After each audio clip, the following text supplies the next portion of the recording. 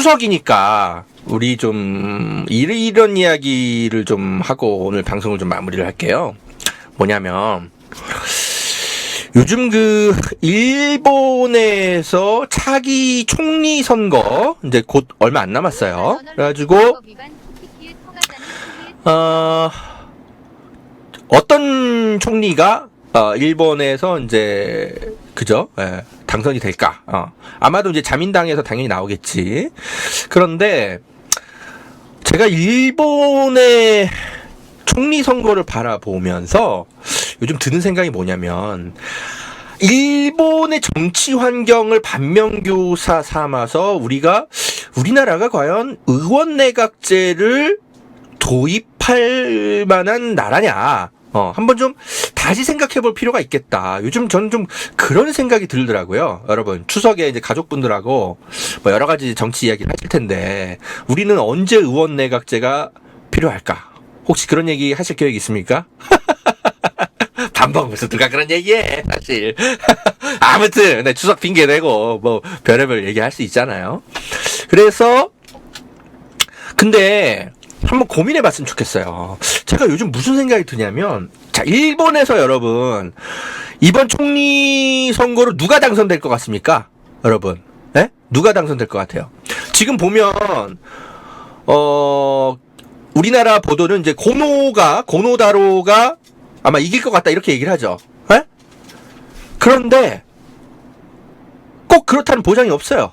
일본의 정치 환경상. 왜냐하면 지금 고노다로가 지금 굉장히 유력하다고 보도가 나오는 이유는 이 사람이 일반 여론조사를 해보면 지지율이 가장 높게 나오거든. 한 25% 정도 나오는 걸로 알고 있어요.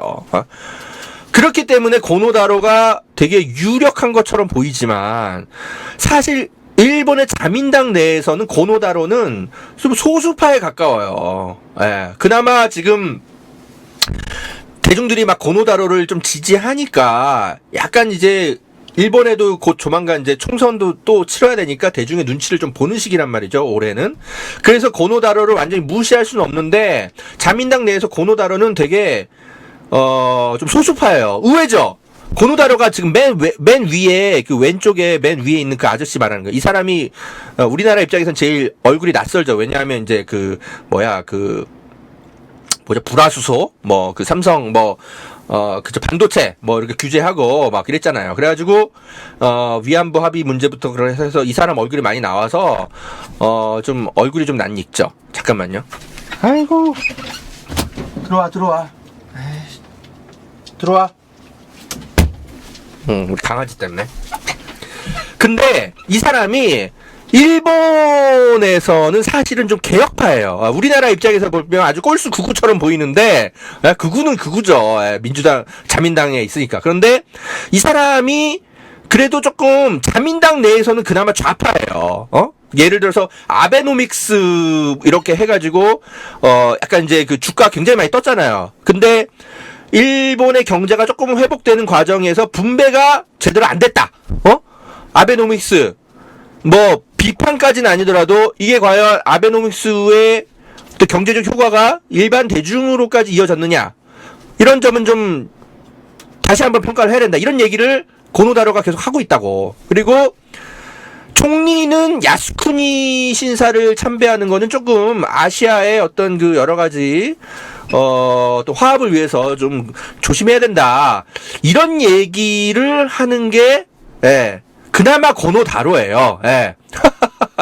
우리 입장에서 볼 땐 진짜 나쁜 얘기도 많이 하지만 일본의 정치 상황만 제가 말씀드리는 겁니다. 그래서 일본의 대중들은 고노다로를 그나마 좀 개혁 성향의 자민당 내에서 그런 후보로 본다고요. 그래서 지지율이 한 25%가 나와요. 그런데 지금 이제 오른쪽 아래 여자 있잖아요. 이분, 약간 늙은, 다카이치라는 이제 여자 후보인데, 이 사람이 당선될 가능성도 있어요. 근데 이 사람은 누구냐면, 일본의 여론조사 지지율로는 꼴등이야. 3, 4%밖에 안 돼, 지지율이. 예? 그런데, 아베 전 총리가 이 다카이치를 밀고 있거든요. 그리고 자민당 내에서 자민당의 당원들로만 놓고 보면 이 다카이치는 굉장히 인기가 많은 여자 후보입니다. 예, 자민당의 당원들만 놓고 보면 자민당 당원들은 고노다를 별로 안 좋아해. 아까 전에 제가 말했듯이 약간 개혁 성향의 후보라서. 예. 그래서 이 다카이치라는 여자 후보가 일종의 굉장히 극우 중에 극우거든. 진짜 우리나라로 따지면 여자 김진태, 전여옥 같은 여자예요. 예. 그런 사람인데 이 사람이 왜 자민당 내에서 입지가 되게 탄탄하냐면 일본의 원로 정치인들과 굉장히 가까워요. 예. 예. 이 젊은 일본의 신인 정치인들이 일본의 자민당의 원로들 너무 무시하고 저는 어르신들 잘 대접하겠습니다. 이런 여자예요. 그리고 굉장히 진짜 낡은 사고는 이 여자가 다 가지고 있어요. 다카이치라는 사람이. 근데 그러니까 이제 아베 총리가 공개적으로 지지하지. 일본의 자민당 당원들도 굉장히 좋아하고. 그래서 모르겠어요. 저는 고노다로가 아마도 총리가 될 가능성이 크지만 그래도 안심할 수 없다. 예. 어떻게 일본의 정치 환경상 다카이치가 당선될 가능성도 있어요. 예. 일본의 내각제의 특징 때문에 그래. 우리나라의 과거에 이제 박정희 독재 시절에 이제 체육관 선거 했듯이, 예? 그 정도 지경까지는 물론 아니지만, 어쨌든 일본의 국민들이 직접 총리를 뽑지 않는단 말이죠. 그렇기 때문에 일본 총리 선거에서 가장 중요한 건 파벌이에요. 정치 파벌. 거기서 내가 어떻게 인정을 받고, 이런 것들이 민심, 대중들의 지지를 받는 것보다 그게 더 중요한 게 일본의 내각제의 현실이에요. 그러니까 정치가 그만큼 후진적이라서 그런 거죠. 민심이 그대로 어떤 총리 선거에 반영되는 구조가 아니에요. 일본 정치 얼마나 후진적인 거는 여러분 다 아시잖아요. 예. 그래서 제가 요즘 일본의 총리 선거를 좀 가만히 지켜보니까 이게 반면교사로 우리나라의 의원 내각제가 도입되는 것이 이게 우리나라 정치가 아직 좀 완성된 형태의 좀 수준 높은 단계가 아직 아닌데 이 섣불리 의원 내각제 도입돼가지고 이게 일본 자민당 꼴 나는 거 아니야? 예. 이런 생각이 요즘 많이 들어요. 예? 지금 보세요. 이낙연 씨와 이제 그 주변에 있는 정치인들이 의원 내각제 얘기를 작년 봄까지 굉장히 많이 했었어요. 왜냐하면 그때는 이제 이낙연이 좀 끝발이 있었었거든. 그렇잖아요. 이제 지방 재보궐선거 이제 참패하기 전이니까. 그래가지고 이낙연 씨가 정부 조직 개편안도 언급하고 어쩌고저쩌고 하면서 개헌 얘기를 많이 한단 말입니다. 예. 우리 이제 의원 내각제 해야 된다. 이런 얘기도 하고, 박병석, 진짜 고구마 아저씨, 이 국회의장, 이런 분들도 우리가 의원 내각제가 필요하다. 이런 얘기들을 하고 그랬어요. 지금은 이제 얘기가 좀 쏙 들어갔지, 이분들 끝발이 떨어져가지고, 만약에 우리가 이 일본처럼 의원 내각제를 하면, 여러분, 이재명 지사 같은 사람이 대통령 후보로 선출될 수 있을 거라고 보세요? 절대 안 됩니다. 왜냐하면 이재명 씨는요, 당내 파벌이 거의 없던 사람이에요. 아예 제로 베이스. 이제 그나마 이제 국민의 지지율이 계속 높게 나오니까 지금 이제 몇몇 친노 그룹들이 의원들이 좀 같이 서주고 하면서 당내 파벌이 어느 정도 형성이 돼 있지만 친 이재명계라는 건 아예 존재하지도 않았어. 불과 몇 개월 전까지만 해도요, 여러분. 그래서 이분은 성남시랑 경기도지사 거치면서 본인의 행정력, 그런 거 하나로 주목받아가지고 사실상 그냥 자가 발전하신 분이야, 이재명 씨는. 민주당에서 아무런 파벌도 없고 진짜 세력도 없고 아무것도 없는 사람이었어요. 본인 실력 하나로 여기까지 온 거지. 만약에 대중의 지지율이 그렇게 탄탄하지 않았다면 이재명 씨는 결코 대통령 후보가 될 수 없는 사람입니다. 만약에 우리나라가 의원 내각제라면 얘기하는 거예요. 민주당에 여러분, 그래도 개혁 성향의 후보들이 이재명 지사 옆에 많이 있는데, 이렇게 생각하실 수 있겠지만, 아시잖아요. 그런데, 여러분. 이제, 민주당의 180석 가까운 의석 중에 개혁 성향의 의원들이 몇이나 있습니까? 제가 볼 땐 많이 잡아야 3, 40명이야. 에? 나머지들은 제가 볼 땐 그냥 민주당에서 공천을 줬으니까 민주당 의원이지 국민의힘에 갖다 놔도 별 차이가 없는 인간들이 100명 이상입니다. 예. 그러면은 우리나라가 만약에 지금 현재 의원 내각제라고 해봐. 그럼 그 100명의 그 민주당의 그 수박 의원들에게 잘 보이는 인간들만 계속 돌려막기 하면서 총리가 되는 거예요. 이재명 같은 사람은 절대 후보가 안 됩니다. 마찬가지로 20년 전에 노무현 아무런 세력도 없었는데 어떻게 하다 보니까 그죠? 국민의 지지를 받아서 갑자기 대세가 됐죠. 그런 기적 같은 일이 벌어질 수가 없어요. 우리나라의 정치 현실이 민심과 어떤 정치인들 사이에 그런 어떤 세력 관계라고 해야 될까요? 민심이 여의도를 통제하지 못하는 구조예요. 아직까지는. 예. 그렇다 보니까 우리나라처럼 아직 그 정치 문화가 성숙하지 않은 단계에서 현재 의원 내각제를 고민하는 게 과연 맞을까?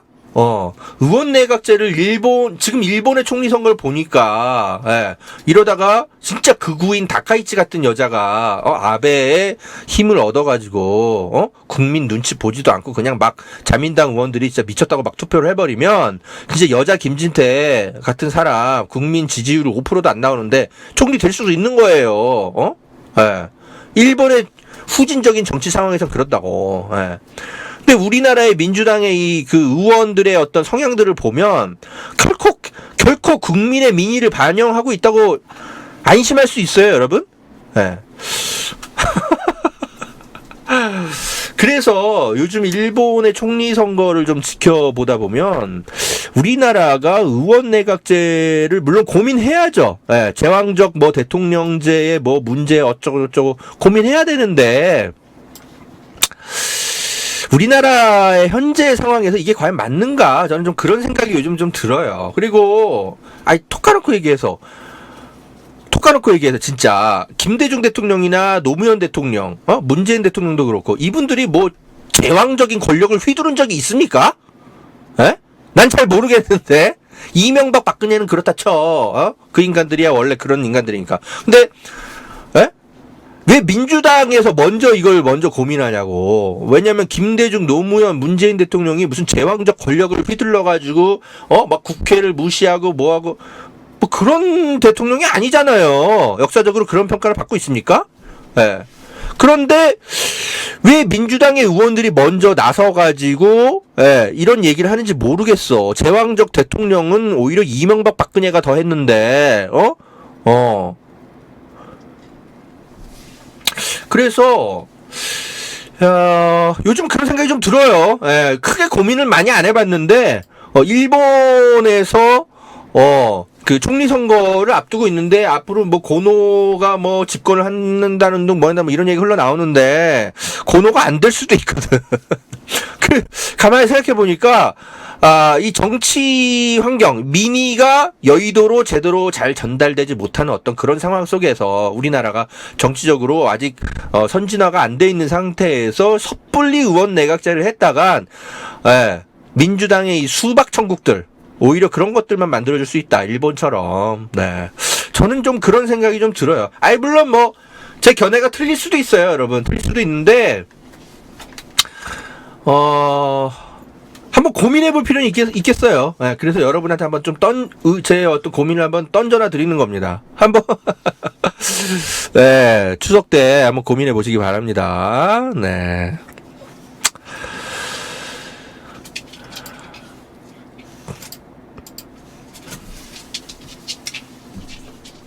자, 강아지가 또 막 놀자고 막. 자, 여러분, 오늘 방송 마치기 전에 요 얘기 좀 할게요. 오세훈 서울시장이 이런 이야기를 하면서 이제 그 시민단체 때리기에 나섰네. 네, 박원순 시장 체제에서 지난 10년간 민간 보조금, 민간 위탁금이라는 명목으로 시민사회와 시민단체에 무려 1조 원에 가까운 금액을 지원했다. 이러면서 서울시가 시민단체 ATM기로 전락했다. 이러면서 무슨 시민단체가 대단히 무슨 뭐 부도덕한 뭔가 뭐 회계 뭐 이런 걸 통해서 서울시 등골 빼먹고 있다. 뭐 이제 이런 취지로 막 공격을 하고 있어요. 참, 기가 막혀가지고. 아니, 당연히 뭐 회계가 투명하지 못하고, 어쨌든 혈세가 시민단체가 됐든 어디가 됐든 잘못 쓰이는 게 있으면 감사해야죠. 맞는데, 오세훈 씨, 왜 시민단체만 뭐라 그래? 니네들 서울시가 발주한 여러 가지 그 공사 그 발주 업체들, 니네들 그 토착비리 그런 거에 대해서는 하나도 왜 얘기를 안 해?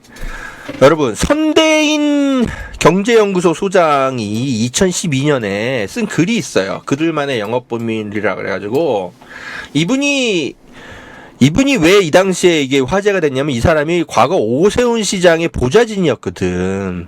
근데 오세훈 시장이 진짜 해도 너무한다 싶어가지고 이분이 오세훈 시정에서 뛰쳐나오신 분이거든. 예, 그러면서 이제 저 같은 기자들이랑 친하게 지내셨는데 이분이 오세훈 시정에서 온갖 그 건설회사의 토착비리 이런 것들 담합들 서울시가 하도 감시도 안 하고 이래가지고 이분이 이걸 폭로하신 분이에요. 예? 잘 보세요. 오세훈 씨가 이런 거에 대해서는 또 조용히 입 싹 닫고 있어. 보세요. 이거 좀 같이 읽어봅시다. 예. 1년간 이제 오세훈 시장 보좌하는 일을 했는데 자기가 이제 놀란 게 뭐냐? 지하철 9호선 2단계 사업, 입찰 담합을 하는 것들을 자기가 눈으로 본 거예요. 그래가지고 야 이거 안 된다. 이런 거 하지 마. 그래가지고 1,000억 가까운 예산을 오세훈을 보좌하면서 돈을 아낀 일이 있었다라는 거예요. 지하철 9호선 이 공사가 턴키 입찰 방식으로 발주됐는데 턴키 입찰에서는 상위 10개 정도의 대형 건설사가 거의 매번 가격 담합을 하는 게 공식처럼 돼 있다. 그렇게 해서 최저가 경쟁 입찰에 비해 평균 30%가량 많은 예산을 받아 사업을 진행한다. 쉽게 말해 650억 원에 할 수 있는 공사를 950억 원에 하고 있다라는 거야. 담합을 하니까 그러니까 서울시 입장에서는 이 모든 업체가 다 이런 식으로 담합을 해서 경쟁 입찰을 하니까 어쩔 수 없이 돈 뜯기는 거지. 응? 그렇게 해가지고 이런 거 말이 되냐 이러면 안 된다 해가지고 이제 선대인 씨가 나서가지고 당시에 이제 1,000억 원의 예산을 아낄 수 있었다라는 거야. 근데 이게 지하철 9호선 공사 하나만 지금 갖고 이렇게 1,000억 원의 예산을 아꼈는데, 그 전에 담합 사실이 밝혀진 것만 해도 지하철 7호선 연장 구간, 가든5 사업 등 수십 건이라는 거야. 에? 그리고 이 텀키 담합은 온갖 군데에서 지자체에서 아직도 영업비밀처럼 해가지고 계속 하고 있고, 네, 이런 거 뜯어 고치지 않으면은 우리나라에 밝은 미래가 없다. 이런 얘기를 하는 거예요. 수십 곳이 이렇대, 수십 곳이. 그러면은 이 지하철 9호선 요거 하나만 갖고 1,000억 원을 아꼈는데, 수십 곳이라 그러면 이게 뭐야,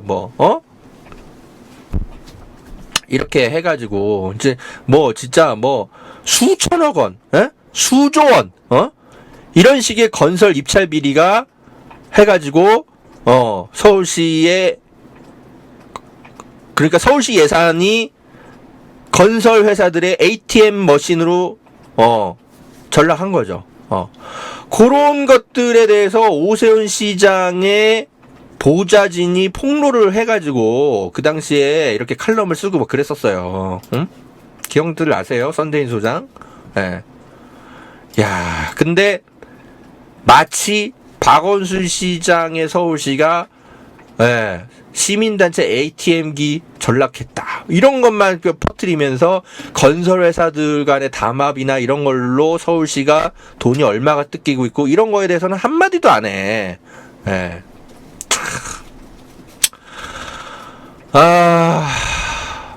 오세훈 씨, 네. 시장 당선되자마자 무슨 짓 할지 대충 예상은 했지만, 네.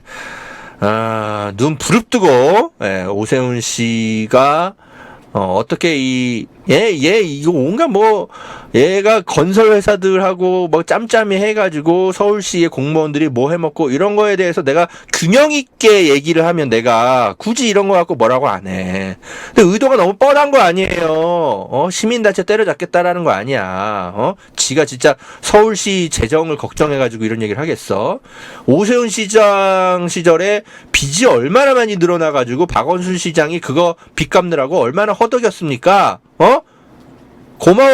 고마워해야 될 거 아니야. 그런 면에 대해서는, 박원순 시장이 다 잘한 건 아니겠지. 공과 사가 있겠지만, 공에 대해서도 언급하고, 잘못한 거에 대해서 언급하고, 균형 있게 얘기하면 누가 뭐라 그래. 너나 잘해, 오세훈 씨.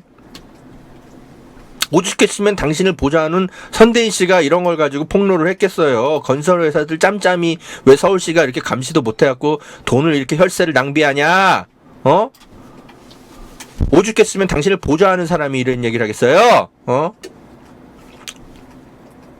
하여튼 근데 이제 이게 시간이 지나가지고 오세훈이 무슨 잘못을 저질렀고 과거에 서울시 재정 파탄 그 주범인 거를 다 까먹고 사람들이 있어.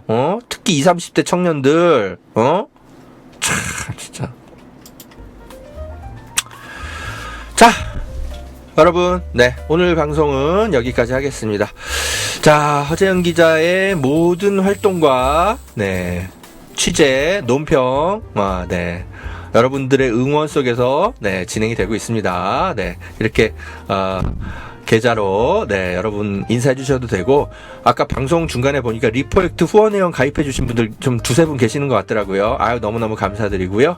그리고 허재영 기자를 응원하는 업체들 세 곳 있어요. 이렇게 유기농 수제 요거트 만드는 유별난 아빠의 요거트도 많이 사주시고, 산삼도 많이 구매해 주시고, 착한 보험 클리닉도 많이 이용해 주시기 바랍니다. 자, 추석 연휴 잘 보내시고요. 제가 아까 말씀드렸듯이 언론중재법이 혹여라도 국회에서 무력화되는 조짐이 보인다. 그러면 제가 급히 라이브를 켜고 여러분의 앞에 나타나겠습니다. 긴장을 놓지 않겠습니다. 자, 풍성한 한가위 연휴 보내시기 바랍니다. 감사합니다. 여러분, 보험 어떻게들 가입하셨나요? 보통 아는 분들 통해서 묻지마 가입 많이들 하시죠? 저도 그렇습니다. 그러다 보니까 내게 꼭 필요한 보장들은 포함됐는지, 지금 내가 내는 보험료는 적당한지 모르는 경우가 태반이죠. 이런 분들을 위해 전문 보험 클리닉 업체 더 착한 보험 클리닉을 소개해 드립니다. 허재현 기자를 후원하시는 분들이 모여있는 곳이니까 객관적이고 착한 상담 해주는 업체 같아요. 상담 받으실 때 허재현 기자 방송 보고 연락합니다 하고 말해보세요. 업체에는 제가 말해놓겠습니다. 이 광고는 허재현TV 유튜브 방송 수익 구조 개선을 위해 마련되었습니다. 고맙습니다.